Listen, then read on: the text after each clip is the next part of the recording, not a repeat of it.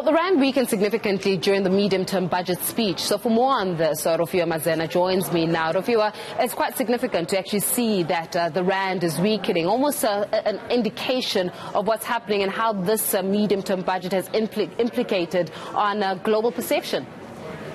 Well, Faith, it's a very interesting picture that we're seeing here. In fact, when I did the bulletin at around 1 o'clock this afternoon, it was sitting at around 14 Rand 63. And right now, let's bring up that graphic. It is sitting at 14 Rand 99 to the US dollar. Now, investors knew that the situation in South Africa is bad, but they didn't think that it was as bad as the minister painted. So he said that our debt to GDP is going to go up to a staggering 71.3% in the next 2 or so years. That's the most that it's ever been. And he's also highlighted that the dismal picture for the economic growth outlook is not going to change given the state of the country's fiscus. So investors really taking note of what's happening here. And really, this is why we're seeing a huge sell-off that we've seen in this afternoon trade. I mean, on the other side of it, Rofhiwa, we've got the fact that we're about to get rated once again. Of course, we've anticipating that Moody's ratings agency, when it comes to looking at how is it that we're able to, number one, consolidate our debt, but number two, in terms of our ability to pay back, one would say, the loans that we actually borrow.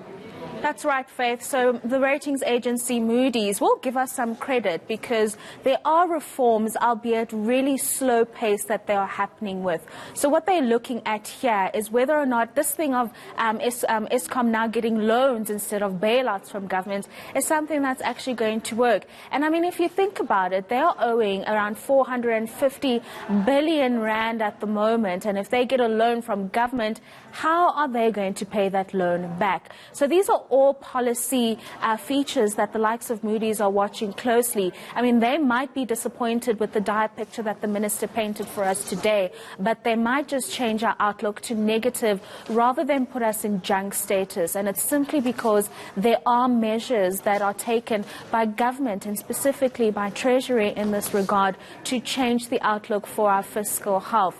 And this he mentioned by the fact that they were going to be freezing salaries of high-level politicians, for example. It's a very small start because the wage bill goes through to millions of public servants, but it's a start, and this is what we might get credit for from the likes of Moody's on Friday. And I mean, those difficult decisions being made, especially when it comes to, I mean, you mentioned Eskom, SARS, for example, getting that injection so that they are able to mitigate against, especially those individuals that are choosing, and I'm saying choosing really, not to pay their taxes, and obviously putting in and looking at how to take in more revenue, especially for the fiscus in itself.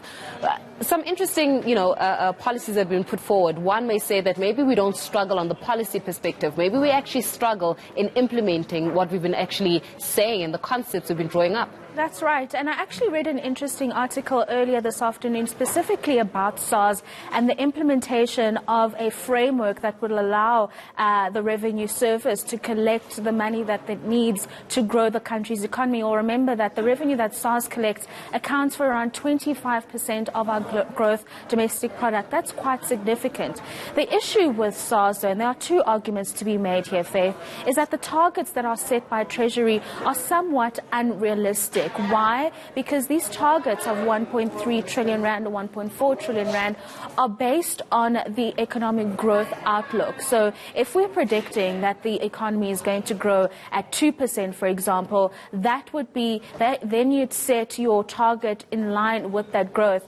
Now we're at 0.5 and the target figures are really high and unrealistic to attain. And it also doesn't help that VAT increase we saw, a lot of it is going back to paying back SARS refunds, which adds to the shortfall that we're seeing. So the SARS case is a very interesting one, and it'll be key to watch how the management there as well as Treasury move forward in terms of revenue collection. Thanks very much for that, Rofhiwa. We're going to leave it there for this afternoon.